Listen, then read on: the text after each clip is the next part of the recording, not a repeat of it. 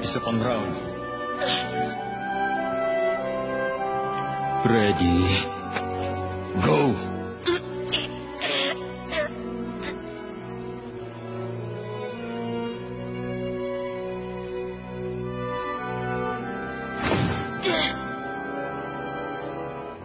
Isa pa uling round.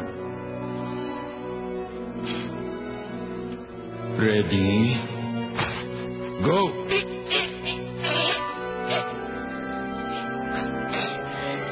Hoy, pagdating sa bunong braso, ano nga pala ulit ang rank ko? Pangilan nga ba ako? Parang pang-7, 8 yata, mga ganun. Hindi naman sa mahina ka, pero hindi ka rin ganun kalakas. Totoo.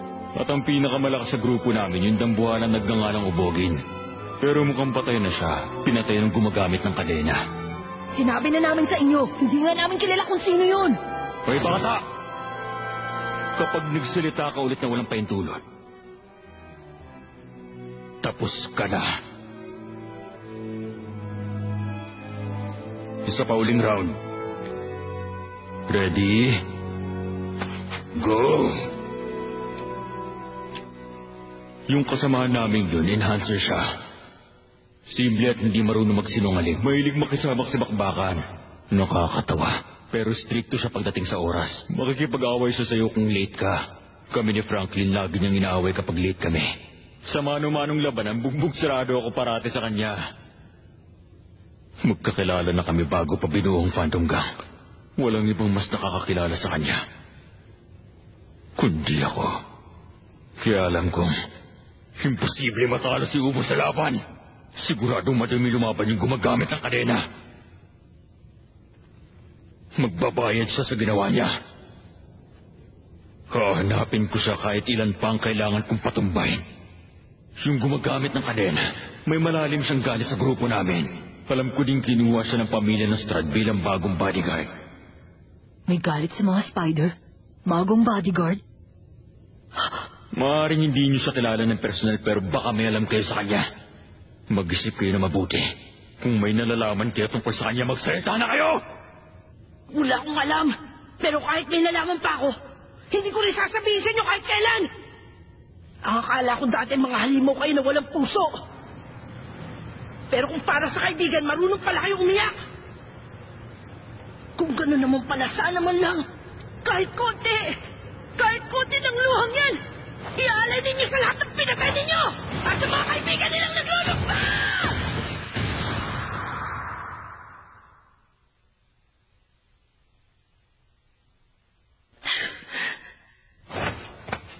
Nakakalimutan mo yatang lumagay sa lugar. Gon!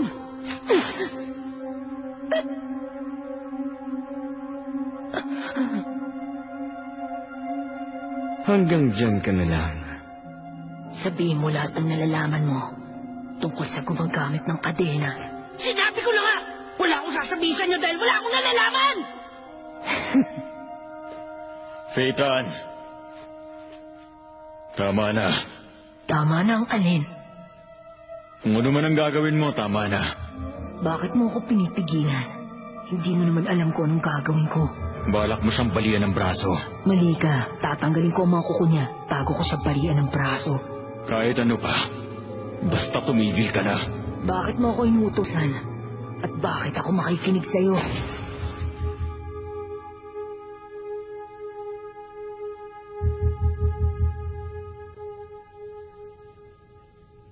Hoy, tama na, Nobunaga. Nakalimutan niyo na ba ang batas nating mga spider? Bawal ang seryosong away sa loob ng grupo. Oo na, alam ko naman yan eh. Para walang alitan, gamitin ang coin.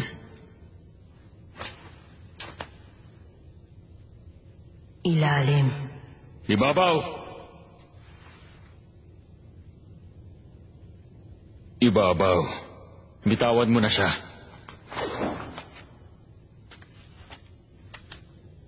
Anong gagawin natin sa dalawang yan?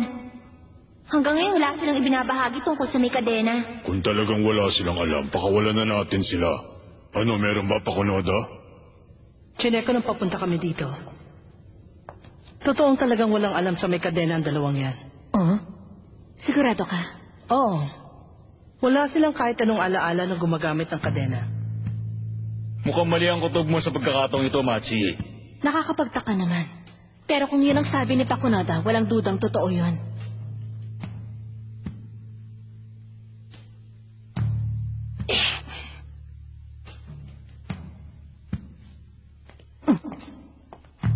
Uy, Gon. Anong ginawa nila sa'yo bago tayo dalhin dito? Wala naman. Nagtanong sila, yun lang. Kung ganun, may ginawa silang iba para malaman ang kailangan nilang malaman. Pero ano yun? At paano? Itong miyembro nilang si Pakunoda, isang salita lang niya at naniwala na agad silang lahat. May kakayahan siguro siyang nakakapagbigay patunay sa mga salita na higit pa sa kuro-kuro lang. Wala silang kahit anong alaala nung gumagamit ng kadena. Ala-ala. Ikaw naman, kilala mo ba? Kahit ideya, wala ka. Kapangyarihan makita ang alaala ng iba sa pamamagitan ng paghawak. Ngayon naiintindihan ko na. Pero problema to. Nung sinilip niya ang mga alaala ko noon, totoong wala akong ideya kung sino ang may kadena. Pero ngayon may malinaw na akong imahe sa isipan ko. Kapag nahawakan niya ako ulit, lagot na. Kumpirmado na natin wala silang kinalaman sa may kadena. Pakawalan na natin sila. Oo nga, wala rin namang saysay ko, ikukulong natin sila dito eh. Hindi pa rin tayo nakakatiyak na wala talaga silang ugnayan. May posibilidad din ginagamit sila ng hindi nila alam. Kung tinatago niya ang mga kadena niya, o hindi pa nila nakikita yung kahit kailan, posible rin magkakilala sila, pero wala silang kamalay-malay ngayon ng taong hinahanap natin. Pakawalan lang natin sila kung sigurado na tayong hindi sila magkasabot ng may kadena. Kung meron man nag-utos sa kanila, siguradong hindi yun yung may kadena. Dahil nakita naman natin na mag-isa lang siya kung kumilos.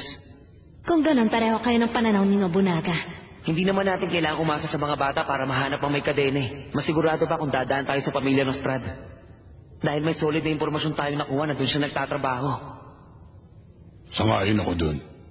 Ang target natin ngayon, hanapin ang may kadena. Wala na tayong natitirang oras para sa ibang bagay. Mukhang makakauwi na kayong dalawa. Swerte niyo lang. Hindi pa sila pwedeng umuwi.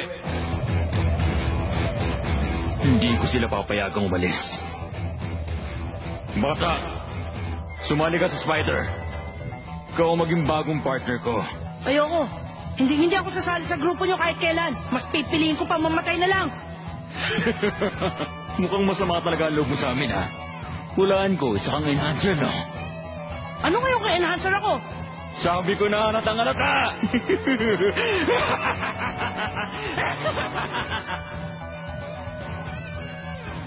Ganun na lang. Iwan niyo sila dito hanggang makabalik si Pinuno. I-recommenda ko sila maging mga bagong miyembro ng grupo. Seryoso ka ba talaga? Okay ka lang. Hindi papayag si Pinuno. Talaga? Naalala mo si Uvo sa kanya? Oo, pareho silang hindi marunong magtago ng emosyon. At tuwing nagagalit, nakakalimot na sila.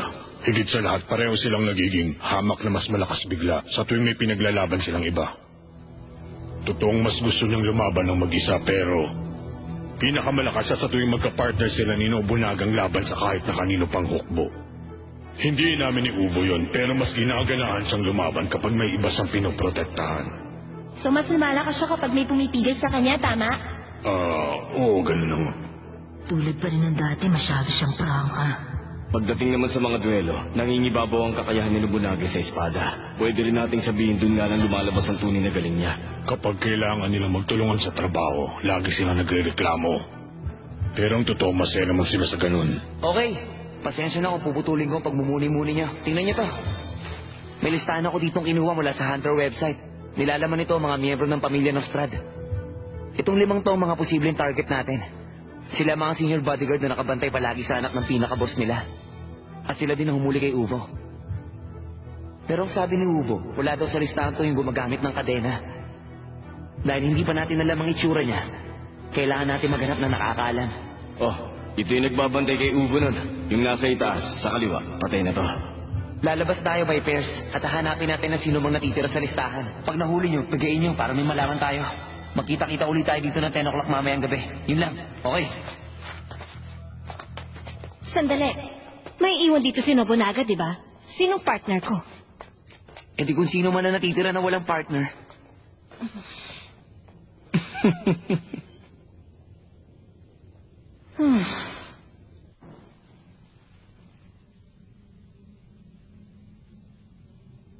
Aray! Wala akong nagawa.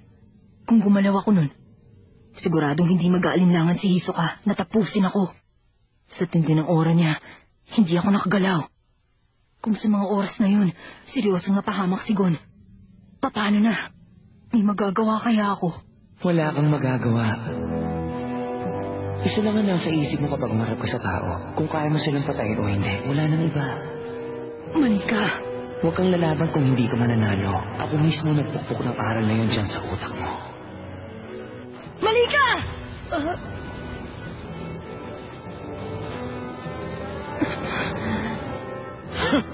Nakakatakot ka naman makatingin. Sa itsura mo, mukhang balak mo kong tapusin. Ipapaalam ko muna sa'yo. Pag tumungtong ka sa saklaw ng espada ko, hindi ako magdadalawang isip. Kinuha!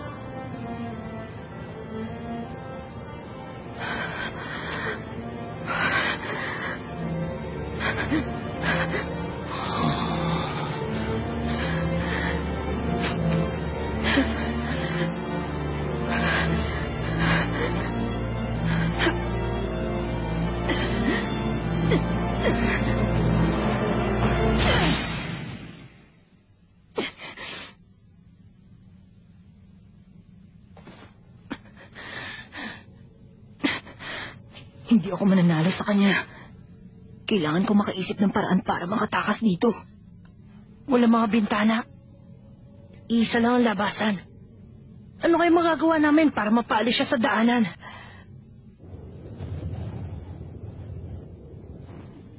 Ano na kaya ginagawa ni Leorio ngayon, no? Sana naman okay lang siya at nahanap na si Ginoong Zepal. Di ba, Kiluwa? Kiluwa, okay ka lang? Oo.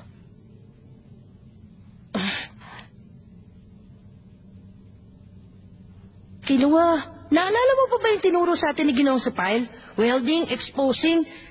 Ano pa nga ba yung iba? Hindi ko maalala. Yung pinakahuling tinuro niya, ano nga ba? Slide stepping ba? Parang mali. Gon. Kukunin ko ang atensyon niya. Pagsugod ko, pagkakataon mo yung tumakas. Ano ba sinasabi mo dyan? Talaga lang Kalimutan niyo na. Matalino kayo, alam yung hamak na mas malakas ako kaya wag niyo nang gawin. Sasayangan niyo lang ang buhay niyo. Oo na, alam ko yun. Isang bakanting silid na walang pagtataguan at isang labasan lang. Nakabantay siya sa bawat galaw namin. Kaya niyang ituon ang buong atensyon niya sa target nang hindi bumababa ang depensa niya. Malamang i-idol master siya. At dahil sa syudachi niya, mas malawak ng doble ang attack range niya sa akin. Isang malingakbang lang, katapusan ko na. Pero yun nga ang gusto kong mangyari. Imposible, mamamatay ka. Tumahimik ka! Hindi ko malalaman hanggat hindi ko sinusubukan. Hoy, Kiluwa, ano ba nangyayari sa'yo? Pipigilan ko ang syudachi niya kahit ikamatay ko pa yun. Habang ginagawa ko yun, tumakas ka. Oo? Ano ba? Bakit mo ko pinatukan? Dahil masyado ka makasarili! Ha? Baliw ka kung tingin mo hahaya ako, itapon mo ang buhay mo! Sinong baliw? Ikaw nga itong parang timong na walang pakialam kahit mamatay ka eh! Okay lang na ako mamatay, pero ikaw hindi kita pinapayagan gawin yun! Ha? Nakakatuwa kayo. Iba mga tuwira ng mga enhancer. Di ka mananalo sa kanila. Anong gusto mong gawin ko? Kailangan handa tayo mamatay kung gusto natin tumakas dito. Hindi ka kasi nag-iisip. Gusto mo ikaw lang ang nasusunod. Sino makasarili ha? Sira ka pala! Oo na! Hindi ko naisip yun kasi nga tanga lang ako! Ibang klase, nakakalo talaga kayong dalawa. Relax lang kayo. Hindi ko kayo sasaktan. Basta magpakabait kayo. Alam ko namang seryoso kayong dalawa sa sinasabi niyo Pero walang kailangan mamatay. Hihintayin lang natin makabalik si Pinuno para makita kayo. Kung hindi siya pumayag na isali kayo sa grupo, pwede na kayong umuwi wala masasaktan. Pero kapag sinubukan niyo pang tumakas, hihiwain ko kayo. Huwag niyo akong piliting labas ang espada ko. Sa tuwing nilalabas ko to, may namamatay. Naalala ko na! Yun yung sidestepping, di ba? May welding at saka exposing. At yung huli, sidestepping! Oh! Naalala mo na? Oo, naalala ko na. Okay yun. Diba? Ang simple lang. Hindi ako makapaniwala na kalimutan natin yun. Oo? Ngayon, alam na natin ang gagawin. Humanda ka na. Seryoso kayo? Gusto niyong mamatay ng sabay? Hindi ako biniyayaan ng sapat na awa at kakayahan para magawa kong pigilan ng lakas ko.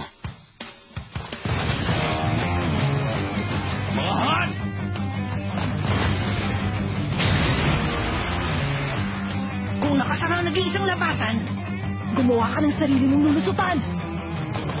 Sirain ba yung pader? Sino nga abulin ko? Nasa panglimang palabag kami. Mas malapit sa hagdanan yung batang matang pusa. Hindi mo buhok na lang. Wala na siya mapupuntahan niya. Napakamangmang ko. Kaya pala nilang biyakin yung pader para makatakas. Nasa baba na yung batang matang pusa. Yung timang buhok na lang mahahabol ko. Nakasa na siya. Buo pa ang mga pader dito. Sarado rin ang pinto. Kinuha! Nandiyan ka ba? Oo! Dito! Ganun pala. Yung huling butas sa dingding, peke lang. Kahit lang na yun. Binutas niya yung para linlangin ako habang nagtago sa kabilang kwarto para makatakas sa pasilyo. Kung magtutulungan tayo, matatalo natin siya! Naglaho bigla ang presensya niya. Zetsu, talaga bang hinahamon niya ako? Hangal siya. Gamit ang pinagsamang advance sa tinatren. Kadalasan ang katawan nababalutan ng aura pero ilang milimetro lang ang saklaw nito mula doon. Pero gamit ang napapalaki mo ang saklaw na yun. At kahit anong pumasok sa mo, nararamdaman mo. Maging mga dahon pa yan hangin o patak ng ulan. Gamit nito, pwede mong itago ang presensya mo. Pwede mong lapitan ang kalaban ng walang kaingay-ingay. Oras na may pumasok sa ko, ilalabas kong espada ko. Sige lang, lumabas ka. Sira ka talaga. Sayang, gusto ko pa naman makasuntok sa kanya kahit isa lang. Alam mo namang imposible yun. Kapag lumapit ka sa kanya, hiwa ka. Sigurado, 100%? Basics pa lang nalang alam natin. Expert lang isang yun, no? Anong nakakatawa? Sa wakas, bumalik ka na rin sa dati kiluwa. Tandaan mo, papel ko magpadalos-dalos. Tapos ikaw, ang papel mo maging kulang lagi at pigilan ako. Sa akin ang pigilan ako, ha? Ikaw itong makasarili eh. Pero, ano na kayang gagawin natin ngayon? Depende. Sa kung ano nang gusto mo mangyari. Ang gusto ko, talunin silang lahat sa spider. Okay.